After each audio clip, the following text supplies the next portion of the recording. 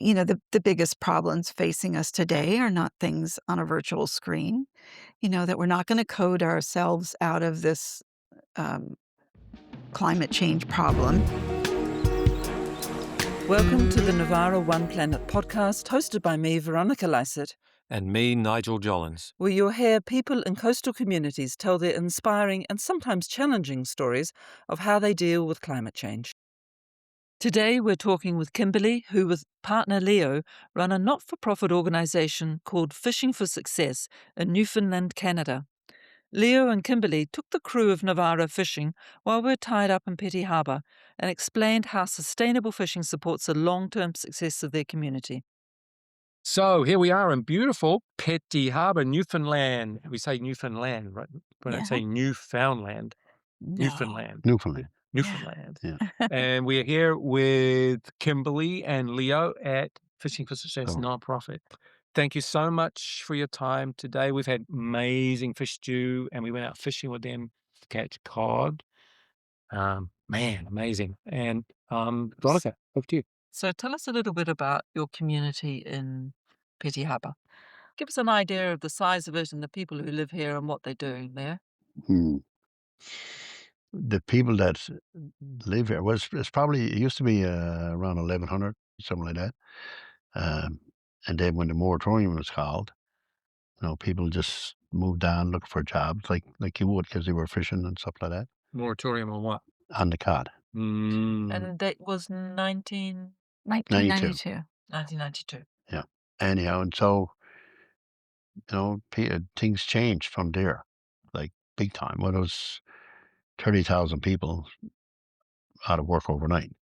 Well, couldn't go fishing, right, in the province, right? So that's, and it was a difficult time. But John Crosby was our minister of fisheries in Ottawa. So he was the one who, in my opinion, saved the fishery to have it like it is now. If he didn't start this moratorium when he did, it would have been really devastating. This is a real fishing community, isn't it? Here, yeah. It's been fishing for how long, do you reckon? Hundreds of years. Fucking, Yeah. and I'd say, 250 years maybe or more. Wow. When you say that the moratorium saved the cod fishing industry, tell us a bit more about that. How did that work? Well, it took somebody with I would say intelligence. He was a very smart man, John Crosby. Realised what the people in Newfoundland were saying, that the fish is not there like it used to be. It was only little small ones, right? If he didn't stop it when he had, they would have fished the last fish and they'd be gone. It really would have been an extirpation of cod here on off of Newfoundland. When he called a moratorium, he figured like maybe a year and a half, and it lasted 30 years. 30 years. Yeah. And what's happened now that 30 years has been and gone? Like the fish is coming back, and I don't think it'll ever come back like it used to be, but that's hard to predict, right? So the fish had to have got time to grow and mature to the size that, or the age to reproduce, right? So and they kept reproducing, so it got better and better. And the unique thing about the community of Petty Harbour is that the fishing families here have been, in the past, especially vocal about advocating for maintaining a handline fishery for cod. And so you've got 3 miles out and 3 miles up and down the coastline where you can only hook and line fish for cod. So no gill nets are allowed in their traditional fishing grounds, which is very important today when we're talking about the health of our oceans and sustainably fishing. And then also not having bycatch that you don't plan on eating, or leaving gear in the water and creating entanglement problems for sea mammals. At the end of the day, you roll up your hand line and you go home. You don't leave anything in the water that can break away during an overnight storm and contribute to pollution in the ocean and microplastic waste as it continues to break down. So, the fact that this community fought to maintain that is a real testament to, the fishing families here, that they did that. What you're saying is that you have, as a community, established a long-term sustainable fishing Right, industry. gear-restricted fishing area. The gillnets were introduced by the merchants. It's like nobody here knew about gillnets, right? So the merchants seen gillnets in other countries and said this was a really cool way to fish. You get more fish and bigger ones for us so that we can make more money. So there was people here in Petty Harbour that had closer ties with the fish plants. And the fish plants, because they had nobody had a lot of money to buy material to To do buy that, gill right? nets. So we'll get them for you. And he did. Then these nets were introduced. So to catch it quicker or whatever. When that happened, the people in the harbour said, if we don't do something about it, it's gonna get out of hand, and everybody's gonna have nets, and the next thing the whole bay is gonna be taken off The whole bay will be blocked up, with blocks gill up the nets, movement right? of the fish. And So they saw it as a social a justice social justice, issue, yes. right? That the poor fishermen who couldn't afford the gill nets and didn't have agreements with the fish plants wouldn't be able to fish well enough to support their families by using the hand line. So they decided that they needed to ensure that only hand lines would continue in the bay. To get agreement on all the community when you've got some people who could do gill netting and some people who could do handline And net they all sat down together. They just called it a general meeting and let's get this sorted out so people could make a living and everybody could make a decent living. So they were pretty strong-headed about it and getting it done right. Anyhow, they all came to an agreement to fish hook and line. No gill nets allowed. They said, let's make a law, get the government to make it a law. So that's what they done, right? So there's So still it's- conflict over it. There's a few people in the harbour that was like the same thing back years ago, wants to fish gill nets in our bay. Just change slightly. And Yes. you've both lived here for a long time. In terms of other aspects of the climate, what have you noticed over Well, I over mean, those years? yeah, I mean, as far as With climate, climate and that? as far as climate change, the ice doesn't come down this south Not as anymore. much. Oh yeah, I can remember like every year I used to be down here to pack ice and stuff like that. Icebergs would be here. Pack ice We with seals we on were it. using cod traps for fishing, and the bay would be icebergs come along all over the place, right? So there was more of them, and it was more ice and stuff like that, right? So and Gotten then windier. We had more storm surges that pushed the ocean water up onto the land. And so that's creeping in. And that does damage property and it does erode the land. So it is causing problems. So when I purchased this property to start a project to teach kids to fish, I was warned that, Petty Harbor is just about to be identified as a flood zone and your property is in the flood zone. But the ocean water comes up over the property now yes, much more than it did just in the short decade. You had the storm in January where the this water one, came over the the break. first one we had was in '69. 69. And what happened in 69? Well, wiped out the whole harbour, but there was no breakwater where you're tied up to down there. Yes, That yes. breakwater that went there after. And I'm the only one, and Kimberly, has got a traditional stage in the harbour, right? Stages used to cover the whole harbour, didn't they? I've seen Right, it on yes. all right photos. along, Yeah. right It's like on, some and flakes up on the science back on the fiction hill, Mm. and on both sides of the harbour. Just explain what a stage is, because not everyone will know what a stage is. Well, we have people down there that are came here, and they were magicians, and like, oh, where's the stage though? Like, you want to perform on it. The stage was your building, and then it was a jetty. Or Okay, a it was out in pier. front, right? Well, Yeah. they call it a pier, Mhm. call it a jetty, right? And everybody had a jetty, so that's where your boat tied up. You offloaded your fish up on the jetty, from there into the stage. It could also be the building too. Same thing. Oh, It was Right. the same thing. Yeah. They're all built on thing, and then you built your stage on top of the Right. horizontal logs and longers. Mhm. And it was so big. I've seen an old photo that it was covering maybe half the harbour. Some people over on this side here, going down to our head, it could have been 70 feet long, and the rest of it was about 800 feet from Of the walkway. shore, 800 feet of walkway Yeah. to get down, right? The two of you have a response which is fishing for success. Tell us a little bit about fishing for success and kind of why you established it. What was your thinking behind it? I was a high school science teacher, and I had been teaching in the classroom for 13 years. And that was at the time when cell phones were just being introduced. So kids were more and more glued to cell phones than they were going outside. So I was becoming increasingly concerned that kids were going to become inspired by what they were seeing on these virtual screens, than be inspired by nature. The biggest problems facing us today are not things on a virtual screen, that we're not going to code ourselves out of this um, climate change problem. Just felt the need to reconnect young people with nature. And the way that I had been inspired to get involved in science was through fishing. I started thinking about, well, how can I get kids back at the wharf and back at the ocean? And because the ocean is really what is driving climate change, and climate change is what's driving the changes at the ocean. It's just this whole big system, as you know, that's connected. And so, what can I do to get kids back there? And so I quit teaching high school and went back to study fisheries and aquatic sciences in grad school, and then started looking for property to buy near the ocean, and of course was drawn to come back home to Newfoundland where I grew up. And Petty Harbour stands out, of course, because of its commitment to a handline fishery.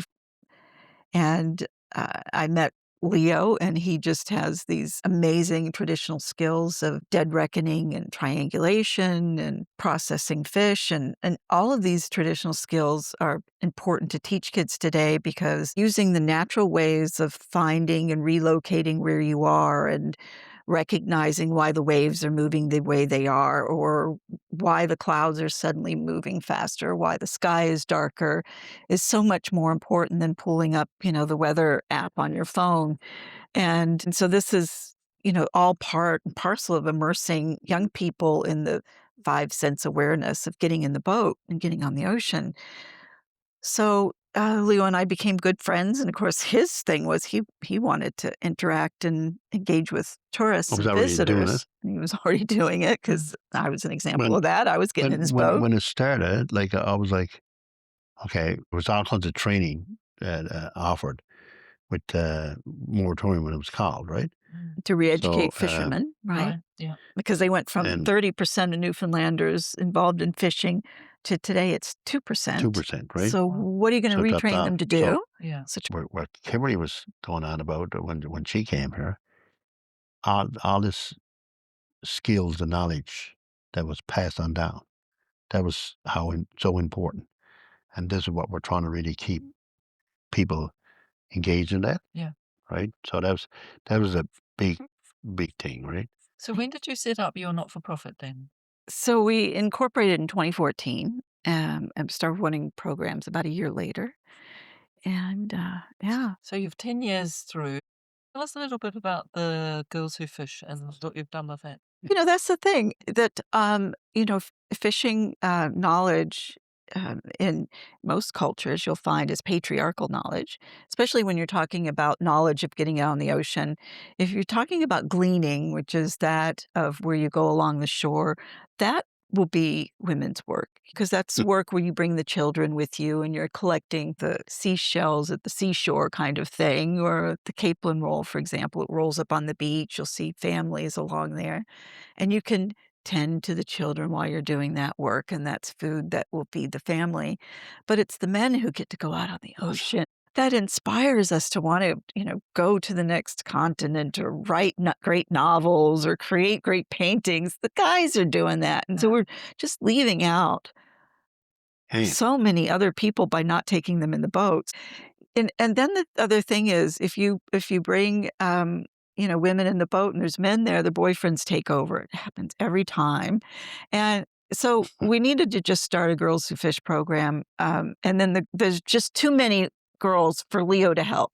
So at some point, so they're you going got to to learn have to yourselves, do right? the cool part of taking the fish off the hook. I can And sit then in the front of the boat and I'll just observe if they're doing it right or doing it wrong. And it's and I fish. an amazing So, program. But they get to do it themselves, which is really that's where the fun is, when you get to do it yourself and you've learned it and now you've accomplished it.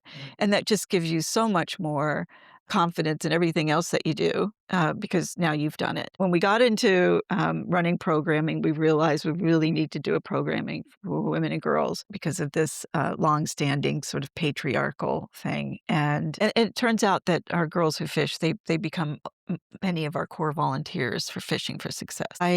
I was invited by Too Big to Ignore to go to Thailand and speak at one of their conferences, and I said that would be lovely. So I went to Thailand, spoke at the conference about the girls who fish, did not realize at the time that Yinji Lee heard it, and so then she came to Newfoundland and was doing a postdoc study here, and she and her daughter signed up for the Girls Who Fish program.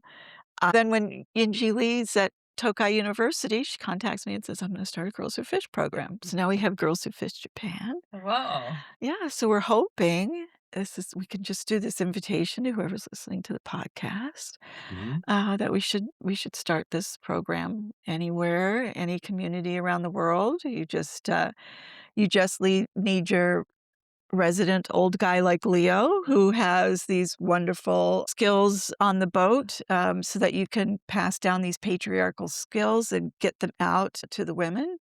And when I was growing up in Newfoundland, girls were called jinkers, which means bad luck in the boat. And I think that was a plot by the guys to keep women off the boat because it's really cool to be out there. So, in terms of your Fishing for Success and the Girls Who Fish, what has been the community reaction to that program?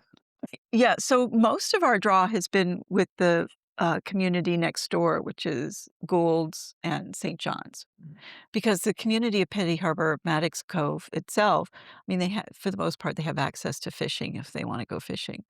You may see the ocean from your front porch, but you've never been on the ocean. So when we partner with nonprofits to get urbanized youth out fishing, we have kids who, again, they've never been in a boat, they've never been fishing, but yet they live within view of the ocean. So that's often our target audience. Being sustainable as the climate continues to change. I, I don't think we can address climate change problems unless we engage the people who have not had a voice in creating the problem. I think also they need to understand what the ocean is before they can even try to understand about what climate change might be or why it's important. Yeah, so they're going to school every day, and every now and then climate change is brought up, but trying to get them to wrap their head around it. So they've got to get at the oceans. And then thinking about where their food comes from. It's also driven by helping them to understand where their food comes from. And so that's why when we go out in the boat and we go fishing, we make a meal from it right there when they're with us. That's gonna be the first place where kids will get a chance to catch their food, process it, make a meal from it. It's all one big piece, and so I'm not sure about the sustainability piece. Relating what you're doing to climate change. How would you say what you're doing Helps climate address change. climate Well, change? it's definitely an Well, awareness the piece, people right? are involved in going out on the water, and then they might see something that we don't see. Yeah, and That's possible too, it's an right? awareness piece. I mean, There's an awareness piece, yeah. it's a first step to tackling any problem is to help people become aware of the situation. And so if they don't understand the ocean and the interrelationship that we have with it, then we don't have any hope to get them to understand anything else. But So that's that first step. We get our food from it. Here's our food. We've just eaten it. This is why that's important. Um, they also get to learn about the weather a lot. Change, like the wind, Captain Narrow. They're like, what? And I'm like, we're wind, talking the about wind weather while is, we're out there. yeah, where the wind is after chopping. So it was light winds and a little bit southerly and a little bit southeast, and all of a sudden, wind picked up from the north and came down. So we call that chopped to the narrow. The wind chopped. So it went around right quick and just came northerly, right? Which you've seen lots of times. So they're amazed. They're like, how do you know that? So if you're ever out on the water yourself, and I said you would see that, and I said, and you'd see it in the sky, like curling around. It's getting, it's going to change, right? And I said, when, like, even here, I tell the kids about girls, wind is southerly. And they're like, I'll ask them first. What way is the wind? North? No. Blown up. But what direction is it coming from? And they're like, looking around, don't know. They're not even thinking They don't about even it. think about They it. They go don't even get from aware of it at all, right? their car to a building, back to their car, to Or to another their cell building, phone, you and know they're what I mean? playing on their cell phones all day long. They're not aware of nature and how it impacts their everyday life. Right? But Because it's coming in, right? so why is it important for them to be out on the boat with you and see that you use the houses as landmarks and think about that and then catch their food and come in here and process it? Why is that important for them to think about? So, one of the big things that individual people can think about when Make it they wanna important. impact climate change for positive is food. Like, there's this huge food waste built into everything that we eat. There's this huge transportation piece built into it, packaging from retail and everything else, and, we live here in Newfoundland, and our fish is fished here and just immediately shipped away. Oh, But yet, um we can fish right out there just when we took you fishing, and were within view of our houses. But people here don't eat fish like even like is recommended for health, 2 fish servings a week. People here don't eat 2 fish servings a week. So if we wanna talk about food security, food sovereignty, eating for to, reduce our footprint, we should be eating more fish. We should be, of course. helping our young people think about that. The decisions we make in our everyday lives, the food we eat, the transport we choose, all those things have a big impact on the climate ultimately. Right, they do Yeah, add the up, or climate the footprint and packaging of our everything. food and, yeah, the processing of it, and so to get young people to eat, fresh local fish or fresh local seal or moose, you know, yeah. Okay, I think that's a lovely place to stop. Thank you Yes. Yes. both so much. Yeah. Thank you so much for listening to our podcast. Again, our enormous thanks to Kimberly Orrin and Leo Hearn from Fishing for Success for their time today. If you wish to learn more about the work Nigel and I are doing, then you can follow us on Instagram at Novara One Planet, on YouTube on Novara One Planet, or email us at novara.one.planet@gmail.com. Thanks again from the Novara team.